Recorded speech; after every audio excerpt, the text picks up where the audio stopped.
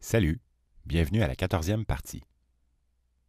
Depuis le début du Cénozoïque, nous avons suivi la trace de mammifères placentaires vivant dans les arbres, et nous avons pu constater l'évolution de petits insectivores qui sont devenus primates, donc adaptés à la vie dans les arbres. Lorsque les singes apparaissent, la tentation de faire des parallèles entre nos singes actuels et ces singes anciens devient alors de plus en plus forte. En effet, même si ces espèces anciennes se sont essentiellement toutes éteintes, nous pouvons quand même trouver de nombreux points communs parmi nos singes actuels, qui nous permettraient de nous faire une meilleure idée de nos ancêtres au lieu d'analyser de simples poignées de dents. Alors passons maintenant au déclin des hominoïdes et à l'émergence de la lignée des hommes. La famille des hominidés, commune aux grands singes africains, donc les chimpanzés et les gorilles, mais aussi aux hominiens, donc la lignée des hommes, donc la famille des hominidés émerge des grands hominoïdes africains de la fin du Miocène. Toutes ces espèces se sont adaptées au climat plus frais, car même si elles vivent encore dans les arbres, la plupart ont une alimentation plus coriace. C'est-à-dire qu'en plus des fruits, ils mangent maintenant des graines, des noix, des racines et des tubercules. Ils vivent presque tous près des savanes. Comment interpréter l'absence quasi totale de fossiles d'hominoïdes africains avant 8 millions d'années? Nous croyons que les espèces modernes qui apparaissent subitement en Afrique seraient des survivants européens ou asiatiques, qui seraient revenus au sud lorsque le climat s'est refroidi, sauf que nous n'en avons aucune preuve.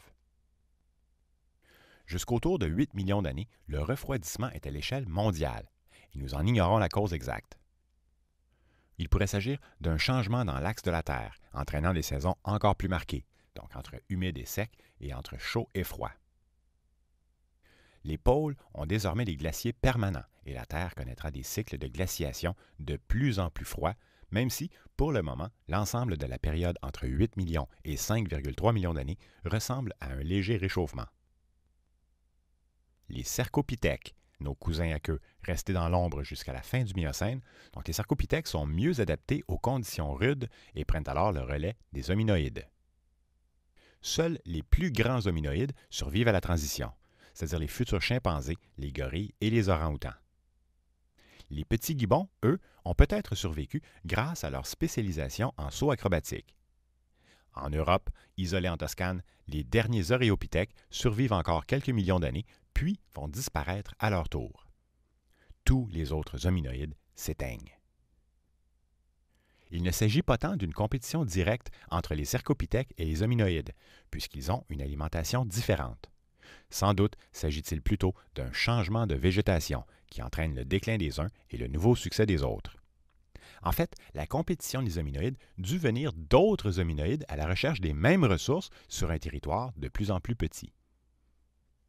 Avec un retour en Afrique et un déclin de la diversité, nous sommes maintenant en mesure de cibler un peu mieux nos ancêtres. À la fin du Miocène, entre 8 millions et 5,3 millions d'années, la scène se déroule principalement en Afrique de l'Est, où les conditions ont bien changé depuis l'exode des hominoïdes anciens 10 millions d'années plus tôt. Revenons un peu en arrière. Le rift commence à se former vers 17 millions d'années, probablement suite à la collision entre l'Afrique et le Proche-Orient. Autrement dit, l'Afrique semble passer sous le Proche-Orient. En conséquence, le morceau qui s'enfonce fait relever peu à peu la plaque tectonique le long de la faille en Afrique de l'Est, un peu comme un levier. Même s'il ne s'agit pas encore d'une barrière physique, à cette époque déjà, l'élévation entraîne un assèchement progressif de l'Est africain. C'est-à-dire que pour franchir le rift, les nuages, poussés par le vent, gagnent de l'altitude et se refroidissent. La condensation transforme la vapeur d'eau en pluie et lorsque le nuage redescend de l'autre côté, il reste moins d'eau. Entre 12 millions et 6 millions d'années, les forêts denses et humides à l'ouest contrastent de plus en plus avec le climat sec à l'est. Puis, entre 8 millions et 7 millions d'années, se produit un événement majeur. Le mouvement des plaques tectoniques cause alors une seconde faille. L'Est africain s'effondre en entraînant des éruptions volcaniques. L'Afrique n'a pas fini de se scinder et nous serions en train d'assister, encore aujourd'hui, à la naissance d'un nouvel océan. C'est surtout cette seconde faille qui accélère l'assèchement à l'est. Puis, vers 7 millions d'années, les dernières forêts se retirent rapidement de la région, laissant la place aux vastes savanes boisées qui joueront un rôle déterminant dans l'apparition des hominiens. le scénario généralement accepté est que cette double faille a joué le rôle de barrière physique en divisant notre lignée en deux. Du côté ouest, les ancêtres des chimpanzés auraient continué à évoluer dans les forêts tropicales, alors que dans les savanes arides de l'Est, les premiers hominiens étaient limités aux quelques arbres restants le long des rivières ou autour des lacs. Nous avons encore plusieurs chaînons manquants à trouver aux époques précédentes. Mais le chaînon manquant le plus célèbre, celui qui suscite tant d'intérêt, que plusieurs aimeraient découvrir, c'est la fameuse dernière espèce commune entre les singes et la lignée des hommes. Après lui, les deux lignées sont distinctes. Notons ici que nous n'avons jamais été des chimpanzés. Les chimpanzés sont nos cousins et leur évolution est aussi ancienne que la nôtre. Nous sommes simplement descendants du même tronc d'hominoïdes moderne qui vivait en Afrique autour de cette époque. Selon les archéologues, qui se basent sur des fossiles et des principes d'anatomie, cet ancêtre aurait existé en Afrique de l'Est entre 8 millions et 5,5 millions d'années. De leur côté, plusieurs études génétiques pointeraient bien avant cela, vers 12 millions d'années. Donc le débat reste ouvert. Avons-nous des chances de le trouver, ce fameux chaînon manquant? En fait, c'est peu probable. Les forêts humides permettent rarement la formation de fossiles, qui sont encore très fragmentaires. Et cette époque est particulièrement pauvre en fossiles africains. Pire encore, les ancêtres des chimpanzés ressemblent encore trop à nos ancêtres de l'époque pour savoir quelle espèce aurait pu engendrer nos lignées respectives. Étant donné notre manque flagrant d'informations et le prestige que nous accordons au fameux dernier ancêtre commun, il n'est pas surprenant de constater que, dans l'excitation du moment, la plupart des fossiles trouvés à cette époque tentent de réclamer la palme du véritable chaînon manquant. Vers 7 millions d'années, nous connaissons les aurorines du Kenya, qui vivaient dans les forêts peu denses en se tenant régulièrement debout. Aurorine semble évoluer vers la bipédie des premiers australopithèques, ce qui en fait actuellement un de nos meilleurs candidats de chaînon manquant, mais ce statut n'est pas officiel. Leurs dents, notamment, ressemblent plus aux chimpanzés qu'aux australopithèques. Alors, il y a Sahelanthropus tchadensis, le singe de Toumaï, qui vivait à peu près à la même époque et fut aussi déclaré chaînon manquant à sa découverte. Mais en fait, il serait plus proche des chimpanzés qu'Aurorine. L'évolution qui mène vers la bipédie est un de nos meilleurs indices pour retrouver nos ancêtres. Malheureusement, les quelques fossiles que nous avons de cette époque lointaine sont si fragmentaires qu'il est encore difficile de savoir avec précision comment ces espèces se déplaçaient sur le sol. Dans le cas d'Aurorine, il semble meilleur bipède que les premiers australopithèques qui vont apparaître vers 5 millions d'années. Plusieurs espèces ont-elles pu développer diverses formes de bipédie? Très certainement. Les Oreopithèques et les Uranopithèques européens le confirment. Notre tableau de l'évolution des premiers hominidés est simplement encore trop incomplet pour savoir comment la bipédie évolue vers les australopithèques. En passant, la famille des hominidés est un sous-groupe des hominoïdes. Il ne contient que les espèces humaines, éteintées actuelles, et les grands singes. Alors, jusqu'à la fin du Miocène, les formes de bipédie vont rester partielles et rudimentaires. Autrement dit, il s'agit encore de phénomènes isolés.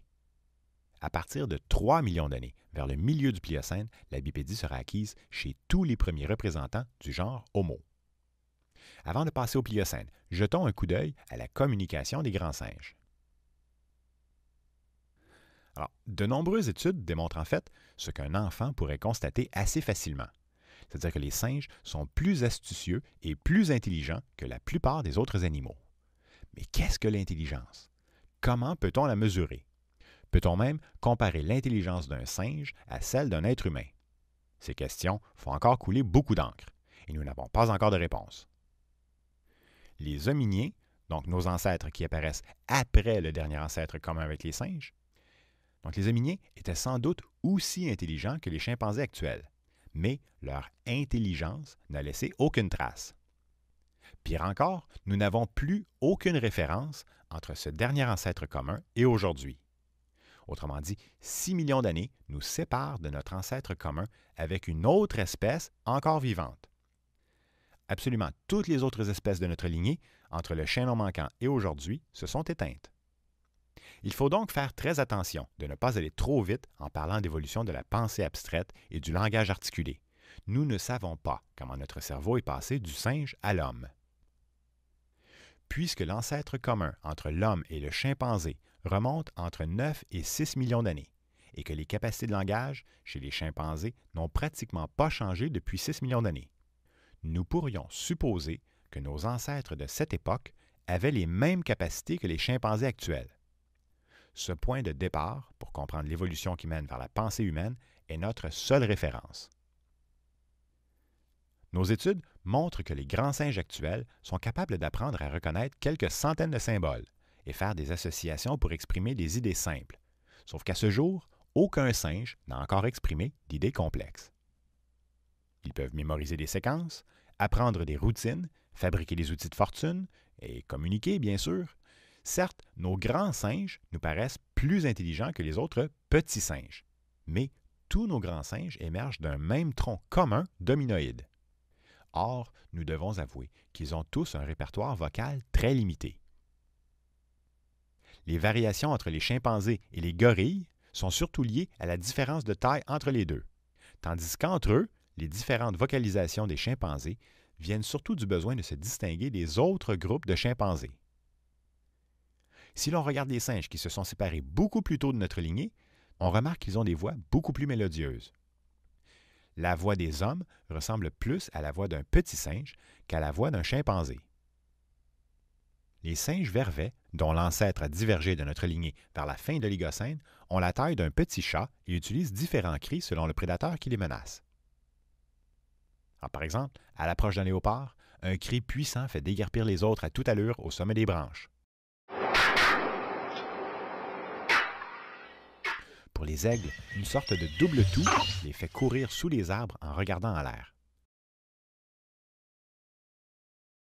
Dans le cas d'un serpent, ils émettent un son saccadé et les autres singes se tiennent droit debout en essayant de voir le serpent.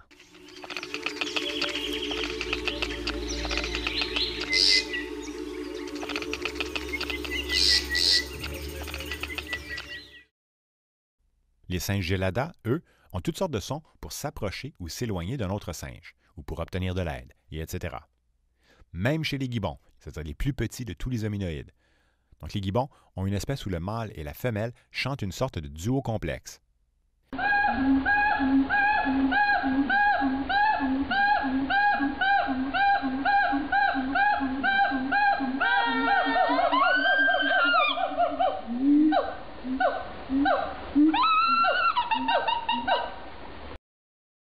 Est-ce pour entretenir un lien affectif? Pour marquer le territoire? En fait, nous ne le savons pas. Ce mode de communication est dit holistique. Le message doit être interprété dans son ensemble, selon que le son est aigu, grave, nasillard, court, long, étouffé, etc., etc., etc., mais il ne décrit pas le monde. Les singes vervets ne parlent pas spécifiquement d'un léopard ou d'un aigle, et leurs cris ne peuvent pas être séparés en sous-cris qui formeraient des mots.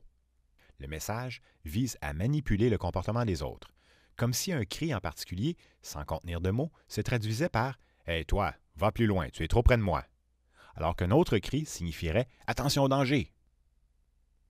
Lorsqu'un être humain entend un autre être humain crier subitement très fort, il devient tendu physiquement, prêt à faire face à un danger. C'est tout le corps qui réagit à ce message holistique. Les grands singes africains, donc les gorilles, les chimpanzés et les bonobos, ont des vocalisations moins variées et moins musicales que les autres singes.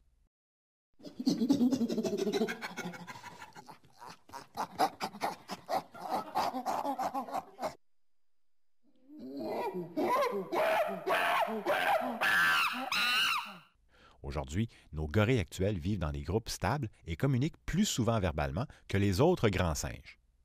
Nos ancêtres devaient avoir sensiblement les mêmes capacités de langage et d'association d'idées. Chez les grands singes africains, les mâles sont plus expressifs que les femelles. Ils se servent généralement de sons lorsqu'ils s'approchent d'un étranger, afin de signifier leur présence, pour attirer l'attention d'un autre ou pour établir des relations de dominance. Nous sommes loin d'avoir cerné toutes les subtilités des communications des grands singes. D'autant plus que les gestes, les expressions faciales et le langage corporel sont plus subtils que la parole. Ceci dit, toutes ces façons de communiquer restent holistiques, avec l'intention ultime de manipuler le comportement des autres. Au contact de l'homme, les gorilles deviennent un peu plus portés sur la gestuelle que les autres singes.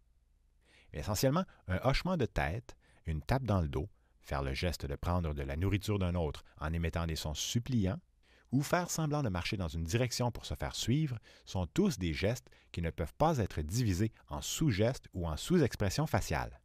Ils sont holistiques. Une forme de langage plus évoluée leur permettrait bien sûr de mieux socialiser, de transmettre leurs connaissances, de coordonner des activités, mais ils ne peuvent pas parler comme nous. Ils en sont physiquement incapables. La structure de leur bouche donne peu de latitude à la langue, et le larynx est encore trop rigide et trop haut dans leur gorge pour qu'ils puissent parler. Ceux qui ont tenté de leur enseigner à communiquer comme les humains, par des sons, des gestes ou des symboles, ont tous échoué. Autrement dit, même si nous pouvions les faire parler, ils n'auraient rien à nous raconter. Laissés à eux-mêmes, sans les hommes, les grands singes ont une capacité limitée à imaginer les pensées de l'autre et n'ont aucune raison d'inventer ou d'apprendre de nouveaux cris. Les similarités à la fois physiques et comportementales entre les grands singes s'expliquent par leurs origines communes. Et même si nous n'avons pas encore trouvé le fameux chaînon manquant, nous pouvons imaginer, sans trop nous tromper, que nos ancêtres leur ressemblaient encore beaucoup. Leurs gestes et leurs cris ne décrivent pas le monde. Ils restent holistiques et manipulateurs, sans aucune signification abstraite. Par contre, ces messages ne sont pas des sons émis purement au hasard, puisque les autres comprennent. Parlons maintenant de la bipédie. La bipédie précède les gros cerveaux. Elle ne procure pas d'avantages considérables pour ramasser des graines, des feuilles, ni même pour chasser des petits mammifères. Elle permet simplement d'atteindre un objectif à distance en dépensant peu d'énergie. Jusqu'ici, nous avons envisagé la vie dans les arbres de manière générale, donc applicable à l'ensemble des singes. Mais n'oublions pas que notre portrait de leur évolution est incomplet. Par exemple, les ongles des primates sont moins encombrants que les griffes pour grimper.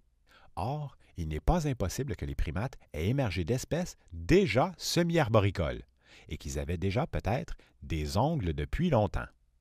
Peut-être même depuis l'époque des dinosaures. Nous n'avons pas suffisamment de fossiles pour démontrer l'évolution des griffes en ongles chez les primates. Si nous comparons nos ancêtres aux chimpanzés, aux gorilles et aux orang-outans, c'est parce que ce sont des singes qui nous ressemblent le plus. Mais qu'en est-il vraiment?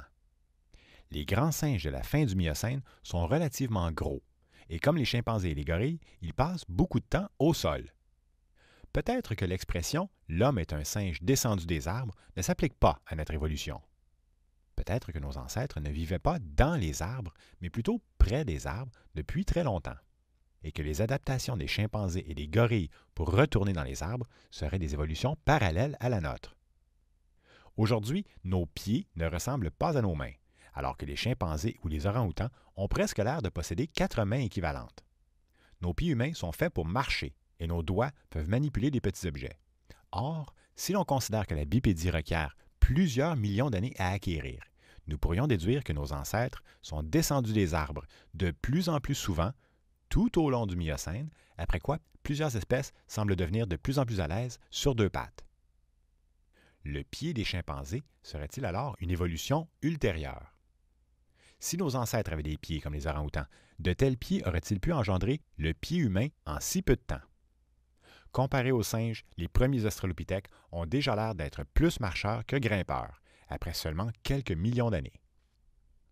Le consensus actuel, largement partagé par presque tous les paléontologues, est que nos ancêtres vivaient encore dans les arbres à la fin du Miocène. Malheureusement, puisque nous n'avons pas vraiment de preuves, cette supposition reste sans fondement. Nous pourrions très bien être descendants d'une lignée qui vivait dans les savanes asiatiques ou européennes, revenus engendrer les australopithèques en Afrique de l'Est sans que nous ayons trouvé, à ce jour, de fossiles des espèces intermédiaires. Il existe d'autres explications, comme celle, plus audacieuse, des singes aquatiques. Il ne s'agit pas de singes vivant dans l'eau, bien sûr, mais nos ancêtres auraient peut-être passé plus de temps dans l'eau des rivières et des lacs que les autres singes. Il est plus facile, et même beaucoup plus commode, de se déplacer sur 2 pattes dans l'eau. De plus, les mammifères qui vivent dans l'eau, comme les castors et les hippopotames, dépendent moins de leurs poils que de leur couche de graisse entre la peau et les muscles pour rester au chaud.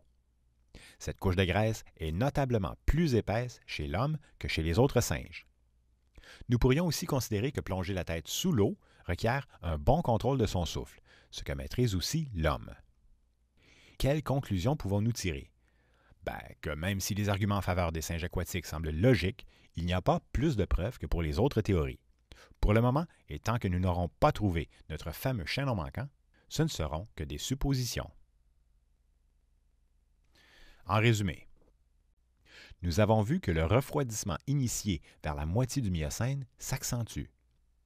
Après leur long règne comme les rois des arbres, les hominoïdes régressent et déclinent tout au long de la seconde moitié du Miocène, et cela malgré leurs adaptations au climat plus frais, aux savanes et à une alimentation plus coriace.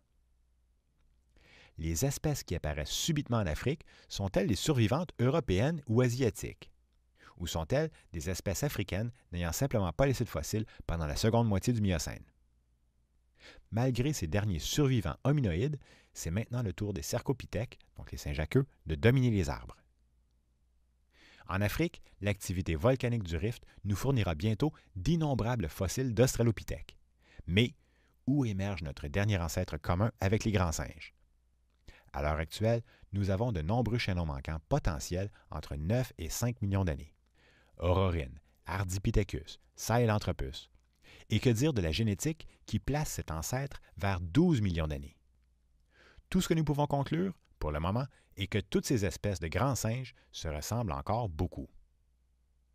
Le mode de vie et les interactions sociales ne laissent aucune trace dans les fossiles. Puisque 6 millions d'années nous séparent d'avec un cousin de notre lignée qui est encore vivant, nous avons supposé les chimpanzés comme point de départ pour imaginer l'évolution de la pensée de nos ancêtres. Mais nous avons été forcés de constater que nos ancêtres du Miocène avaient des capacités de langage très limitées. Malgré leurs interactions complexes, par le langage corporel, les expressions faciales et les sons qu'ils émettent, ils sont physiquement incapables de parler, et leur pensée n'est pas assez abstraite pour imaginer convenablement comment pense l'autre. Leur communication est dite holistique, donc visant à manipuler le comportement. Elle ne peut pas être divisée en sous-cris ou en mots et ne respecte aucune grammaire particulière. Notre meilleur indice pour retrouver notre ancêtre, la bipédie, n'est pas un bon indicateur à cette époque, puisque de nombreuses espèces du Miocène tendent vers une meilleure bipédie, mais elles sont encore rudimentaires. L'adaptation du pied pour marcher semble arriver trop vite si le point de départ est un chimpanzé ou un orang-outan autour de 6 millions d'années. Leur pied de singe a-t-il évolué en parallèle de notre bipédie? Et que penser de l'hypothèse des singes aquatiques? Comme pour la description audacieuse de l'évolution du langage, il faut toujours faire très attention avant d'accepter des arguments sans preuve, aussi séduisants soient-ils.